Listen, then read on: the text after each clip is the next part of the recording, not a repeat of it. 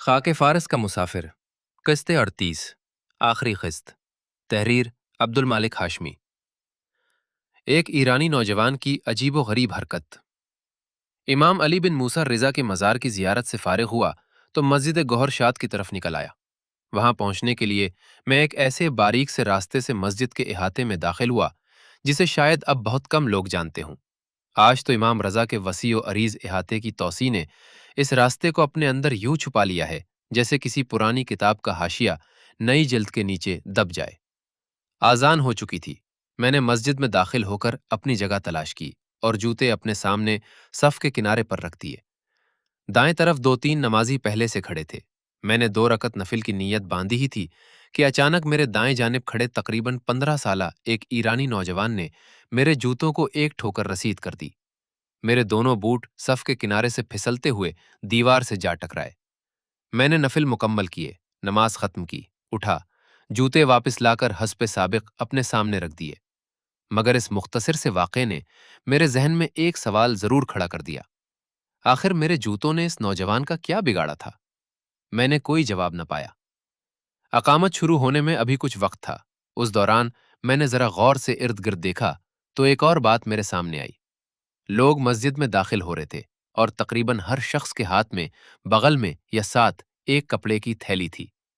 ان تھیلیوں میں ان کے جوتے بڑے سلیقے سے محفوظ تھے۔ تب مجھے خیال آیا کہ شاید اصل قصہ جوتوں کا نہیں، جوتوں کے آداب کا ہے۔ پاکستان میں تو مسجد کے دروازے پر جوتے اتار کر انہیں اپنے سامنے یا صف کے کنارے رکھ دینا کوئی غیر معمولی بات نہیں۔ شاذ ہی کوئی شخص اس پر اعتراض کرتا ہے۔ یہاں شاید معاملہ مختلف تھا۔ ایرانی نمازی اپنے جوتوں کو تھیلی میں رکھ کر مسجد کے اندر لاتے تھے اور میں پاکستانی عادت کے مطابق انہیں بے تکلف اپنے سامنے رکھ کر نماز پڑھنے کھڑا ہو گیا تھا۔ ممکن ہے اس نوجوان کی ٹھوکر دراصل ایک خاموش قسم کی تنبیہ تھی۔ بھائی صاحب، جوتے سامنے رکھنا آداب کے خلاف ہے، لیکن اس نے یہ تنبیہ زبان سے نہیں کی بلکہ اپنی ٹھوکر سے کی۔ لیکن میرے ذہن میں ایک دوسرا خیال بھی آیا۔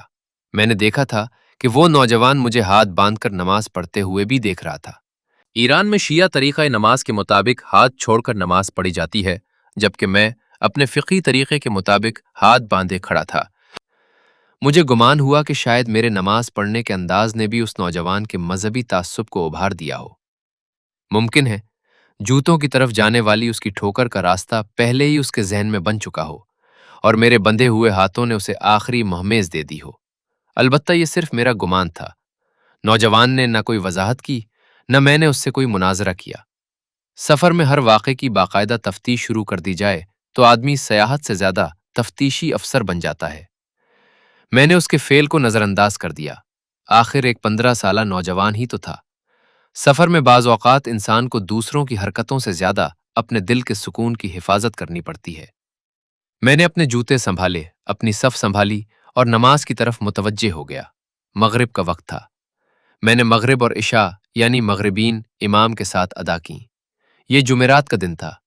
مغرب اور عشاء کی نماز امام کے ساتھ ادا کرنے کے بعد میں واپس اپنے کمرے میں آیا اور تھکن کے باعث سو گیا۔ اگلا دن جمعہ تھا، مگر اس روز میں پورا دن مسجد نہیں گیا۔ جمعے کی نماز سمیت اپنی نمازیں میں نے اپنے کمرے ہی میں ادا کیں۔ اس کی وجہ محض تھکن یا سفر کی اکتاہٹ نہیں تھی۔ مزار امام رضا پر میں نے جو عجیب و غریب مذہبی رسوم اور بعض ایسے مناظر دیکھے تھے جو میرے لیے اجنبی اور ناگوار تھے، وہ بھی میرے ذہن میں تازہ تھے۔ اس پر مسجد گوہرشاد میں اس نوجوان کا میرے ساتھ کرخت اور نامناسب رویہ بھی ایک ناخوشگوار تجربے کے طور پر میرے ذہن میں بیٹھ گیا تھا۔ چنانچہ میں نے سوچا کہ ایک دن مسجد سے فاصلے پر رہ کر اپنے کمرے ہی میں عبادت کر لینا بہتر ہے۔ سفر میں بعض اوقات انسان کو صرف راستوں اور شہروں سے نہیں، اپنے اندر پیدا ہونے والی کیفیات سے بھی نبرد آزما ہونا پڑتا ہے۔ اس روز میں نے مشہد کی گہما گہمی سے خود کو الگ رکھا۔ باہر حرم کے گرد زائرین کا ہجوم ہوگا، بازار اپنی معمول کی رونق سے آباد ہوگا اور مسجد گوہرشاد کے صحن میں نماز کے لیے لوگ آتے جاتے ہوں گے، مگر میں اپنے کمرے میں خاموش بیٹھا تھا۔ یوں میرے سفر ایران کا یہ آخری دن ایک عجیب سی خاموشی میں گزرا، ایسی خاموشی جس میں گزشتہ کئی دنوں کے مشاہدات، خوشگوار یادیں اور کچھ تلخ تجربات سب ایک ساتھ ذہن میں گردش کرتے رہے۔ اس آخری واقعے پر سوچتا ہوں تو مجھے محسوس ہوتا ہے کہ سفرنامہ صرف خوبصورت مناظر، تاریخی عمارتوں، مقامات مقدسہ اور یادگار ملاقاتوں کا نام نہیں۔ سفر آدمی کو دوسروں کے معمولات کے ساتھ اپنے معمولات کا موازنہ بھی سکھاتا ہے۔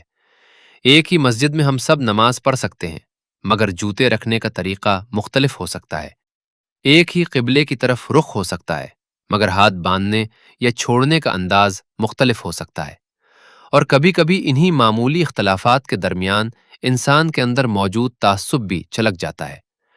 لیکن سفر کی اصل خوبصورتی شاید یہی ہے کہ آدمی کسی اجنبی کے ایک عجیب رویے کو پوری قوم کا مزاج قرار نہ دے، کسی ایک واقعے کو پوری تہذیب کا نمائندہ نہ بنائے، اور اپنے جوتوں کو ٹھوکر لگنے کے بعد بھی اپنے دل کو ٹھوکر سے بچا لے۔ خاک فارس کا مسافر اب واپس لوٹ رہا تھا۔ راستے بہت پیچھے رہ گئے تھے، مگر ان راستوں پر بکھری ہوئی یادیں ساتھ تھیں، کچھ یادیں خوشبو کی طرح، کچھ تصویروں کی طرح، کچھ سوالوں کی طرح، اور کچھ ایک ایرانی نوجوان کی اس عجیب و غریب ٹھوکر کی طرح، ایسی کہ آدمی برسوں بعد بھی مسکرا کر کہہ سکے، صاحب جوتے میرے تھے، مگر قصہ پورے سفر کا بن گیا۔ بازار امام رضا۔ اگلے دن میرا رخ حرم امام رضا کے سامنے واقع اس مشہور بازار کی طرف ہوا جسے بازار امام رضا کہا جاتا ہے۔ مشہد میں اگر حرم روحانی کشش کا مرکز ہے تو اس کے سامنے پھیلا ہوا یہ بازار گویا اسی روحانی شہر کا ایک تجارتی چہرہ ہے، جہاں زائرین عبادت کے بعد خریداری میں مصروف نظر آتے ہیں، اور بازار کی اپنی ایک الگ دنیا آباد رہتی ہے۔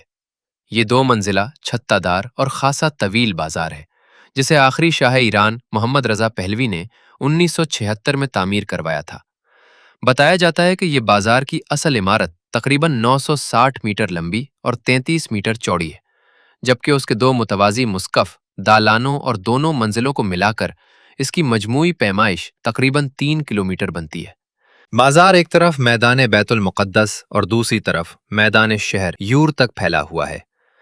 یہ بازار صرف خرید و فروخت کی جگہ نہیں، بلکہ مشہد آنے والے زائرین کے لیے ایران کی روایتی مصنوعات اور سوغاتوں کی ایک چھوٹی سی دنیا ہے۔ یہاں سب سے نمایاں چیز زعفران تھی، جس کی دکانیں جگہ جگہ نظر آتی تھیں۔ اس کے علاوہ انگشتریاں، خصوصاً عقیق اور فیروزے کی انگوٹھیاں، عطر، پوشاک، تحائف، مسالہ جات، تانبے اور شیشے کے برتن اور دوسری روایتی اشیاء بھی بکثرت دستیاب تھیں۔ بازار کی چھت کے نیچے چلتے ہوئے یوں محسوس ہوتا تھا جیسے مشہد کے زائرین کی آدھی یادیں یہاں خریدی جا رہی ہوں، اور باقی آدھی دکانداروں کی آوازوں، زعفران کی خوشبو اور تانبے کے برتنوں کی چمک میں پہلے ہی محفوظ ہو چکی ہوں۔ بازار امام رضا میں کھانے پینے کا بھی خوب انتظام تھا۔ متعدد ریستوران موجود تھے، جہاں زائرین خریداری کے دوران اپنی بھوک کا علاج کر سکتے تھے۔ چنانچہ میں نے بھی بازار کی سیر کے بعد ایک ریستوران کا رخ کیا اور وہیں دوپہر کا کھانا کھایا۔ اس کے بعد اگلا کھانا 2 دن بعد مجھے کوئٹہ پہنچ کر ہی نصیب ہوا۔ اس کی تفصیل آگے آ رہی ہے۔ مجھے ایسے بازار ہمیشہ دلچسپ لگتے ہیں۔ یہاں صرف اشیاء فروخت نہیں ہوتی، لوگوں کی یادیں بھی پیک ہو کر گھروں کو جاتی ہیں۔ کوئی ماں کے لیے تحفہ لے جاتا ہے، کوئی دوست کے لیے، کوئی بچوں کے لیے، اور کوئی اپنے لیے۔ یہ اطمینان کہ میں ایران آیا تھا اور خالی ہاتھ واپس نہیں گیا۔ کبھی کبھی کسی شہر کو سمجھنے کے لیے اس کی بڑی عمارتیں اور تاریخی مقامات کافی نہیں ہوتے، اس کے بازاروں میں گھومنا بھی ضروری ہوتا ہے۔ وہاں شہر اپنے لوگوں، ان کی خریداری، ان کے ذوق اور ان کی روزمرہ زندگی کے ساتھ سامنے آتا ہے۔ اور مشہد میں حرم کے سائے تلے آباد بازار امام رضا بھی میرے لیے ایران کے اسی زندہ اور متحرک چہرے کی ایک جھلک تھا۔ ایرانی ریالوں کی ریل پیل ختم۔ بازار امام رضا کی سیر کے بعد کھانا کھایا اور چند تحائف بھی خرید لیے۔ بظاہر سب کچھ معمول کے مطابق تھا، مگر مجھے کیا خبر تھی کہ میری جیب میں پڑی ایرانی ریالوں کی ریل پیل اب اپنے آخری مرحلے میں داخل ہو چکی ہے۔ ایرانی کرنسی کے نوٹوں کا حجم اور گڑیوں کی کثرت ایسی تھی کہ آدمی رقم کو دیکھ کر خود کو خاصا خوشحال سمجھنے لگتا تھا۔ جیب میں نوٹوں کی گڈیاں ہوں تو خرچ کرتے ہوئے بھی دل پر وہ بوجھ محسوس نہیں ہوتا جو پاکستانی روپے کے چند نوٹ خرچ کرتے وقت محسوس ہوتا ہے۔ مجھے بھی یہی دھوکہ لگا رہا۔ نوٹ اتنے تھے کہ مجھے اندازہ ہی نہ ہو سکا کہ اصل میں رقم کتنی باقی رہ گئی ہے۔ اگلے دن بروز ہفتہ مجھے بس کے ذریعے مشہد سے زاہدان روانہ ہونا تھا۔ چنانچہ مشہد میں بس کا ٹکٹ خریدا۔ ٹکٹ خریدنے کے بعد جب میں نے اپنی جیب ٹٹولی اور باقی ماندہ رقم کا جائزہ لیا تو اچانک مجھ پر انکشاف ہوا کہ ایرانی ریالوں کی جو آخری تھدی میرے پاس بچی تھی وہ بھی ختم ہو چکی ہے۔ اب جو کچھ تھا وہ تقریباً کچھ بھی نہیں تھا۔ یہ احساس اس وقت ہوا جب واپسی کا سفر ابھی خاصا باقی تھا۔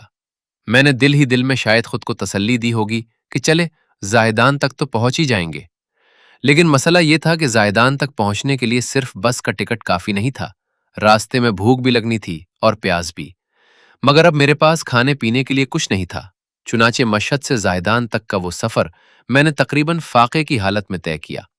بس جہاں کھانے پینے اور نماز کے لیے رکتی، وہاں مسافر دسترخوانوں پر بیٹھ جاتے، کھانا کھاتے، چائے پیتے اور تازہ دم ہو کر دوبارہ بس میں سوار ہو جاتے۔ میں بھی وہیں موجود ہوتا، مگر میری حیثیت کچھ ایسی تھی جیسے کسی دعوت میں آدمی صرف مہمانوں کو کھاتا ہوا دیکھنے آیا ہو۔ بس کے کسی اسٹاپ پر جب دسترخوان پر کھانے کے بعد روٹی کے کچھ ٹکڑے بچ جاتے تو میں چپکے سے وہ ٹکڑے اٹھا لیتا، پھر کسی ایک کونے میں چلا جاتا اور خاموشی سے انہیں کھا لیتا، نہ کسی سے مانگا، نہ کسی کو بتایا۔ بس یہی کوشش ہوتی کہ پیٹ کی آگ بھی بجھ جائے اور عزت نفس بھی سلامت رہے۔ یہ سفر میرے لیے اس اعتبار سے بھی عجیب تھا کہ چند دن پہلے تک میں ایران کے مختلف شہروں میں گھوم رہا تھا، بازار دیکھ رہا تھا، تاریخی مقامات کی سیر کر رہا تھا، کھانے کھا رہا تھا اور تحائف خرید رہا تھا، اور اب وہی مسافر بس کے کسی اسٹاپ پر بچی ہوئی روٹی کے ٹکڑوں سے اپنی بھوک مٹا رہا تھا۔ لیکن اصل امتحان ابھی باقی تھا۔ زائدان پہنچنے کے بعد مجھے تفتان کی طرف آنا تھا اور وہاں سے بس کے ذریعے کوئٹہ پہنچنا تھا۔ میرے پاس تفتان سے کوئٹہ تک بس کا کرایہ ادا کرنے کے لیے بھی بمشکل رقم تھی، کھانے کے لیے کچھ نہیں بچا تھا۔ جولائی 2011 میں تفتان سے کوئٹہ کا بس کا کرایہ 250 روپے تھا۔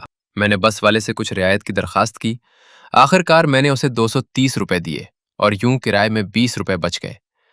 اب میری پوری دولت کا خلاصہ یہ تھا، 20 روپے۔ یہ 20 روپے بھی میں نے اپنے لیے نہیں رکھے تھے، یہ کوئٹہ پہنچ کر گھر تک جانے والے رکشے کے لیے محفوظ تھے۔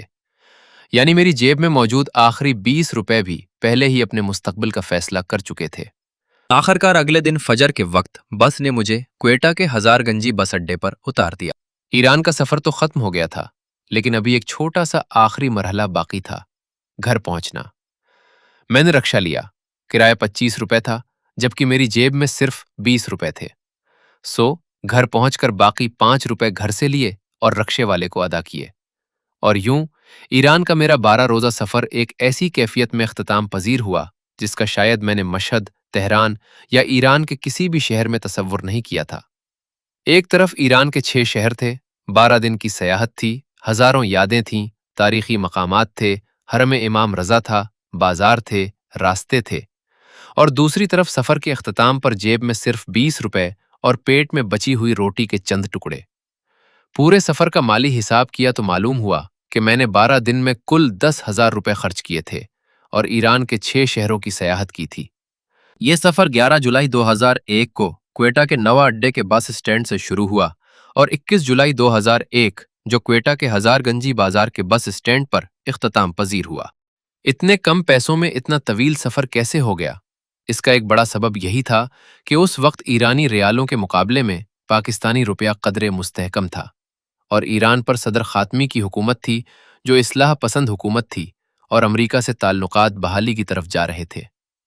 اب پیچھے مڑ کر دیکھتا ہوں تو محسوس ہوتا ہے کہ میرے مالی توازن کا اصل بگاڑ تو اسی وقت شروع ہو گیا تھا جب میں نے تہران سے مشہد جانے کے لیے ایئر ایران کا ٹکٹ خرید لیا تھا۔ اس ایک فیصلے نے میرے بجٹ پر وہ دباؤ ڈال دیا تھا جس کا پورا اثر سفر کے آخری مرحلے میں سامنے آیا، اور شاید یہی سفر کا ایک سبق بھی تھا۔ جیب میں نوٹوں کی گڑیاں دیکھ کر خود کو امیر سمجھ لینا اور ان کی حقیقی قدر جانے بغیر خرچ کرتے رہنا، آخر کار آدمی کو نوکندی کے کسی اندھیرے کونے میں بچی ہوئی روٹی کے ٹکڑے تلاش کرنے پر مجبور کر سکتا ہے۔ خیر، میں گھر پہنچ گیا تھا۔ ایران کا سفر ختم ہو چکا تھا، پیسے ختم ہو چکے تھے، ایرانی ریالوں کی گڑیاں قصہ پارینہ بن چکی تھیں، مگر 12 دن میں دیکھے ہوئے 6 ایرانی شہر اور ان سے وابستہ سینکڑوں یادیں میرے پاس باقی تھیں، اور شاید یہی کسی مسافر کا اصل سرمایہ ہوتا ہے۔ پیسہ ختم ہو جاتا ہے، سفر ختم ہو جاتا ہے، مگر سفر کی کہانی ختم نہیں ہوتی۔ وہ آدمی کے ساتھ گھر واپس آتی ہے، اور پھر کبھی برسوں بعد بیٹھ کر وہی آدمی مسکرا کر کہتا ہے، ایران تو 10,000 روپے میں گھوم آیا تھا، مگر واپسی پر 20 روپے نے میری پوری اوقات یاد دلا دی تھی۔ یہ سفرنامہ یہاں اختتام پذیر ہوتا ہے، مگر سفر شاید کبھی ختم نہیں ہوتا۔ انسان واپس اپنے گھر آ جاتا ہے، لیکن جو شہر، جو چہرے، جو راستے اور جو تجربات دل میں اتر جائیں وہ پھر عمر بھر مسافر کو اپنے اندر لیے پھرتے ہیں۔ خاک فارس کا یہ مسافر بھی اب اپنے وطن لوٹ آیا ہے، مگر فارس کی خاک ابھی تک اس کے قدموں میں نہیں، یادوں میں لگی ہوئی ہے۔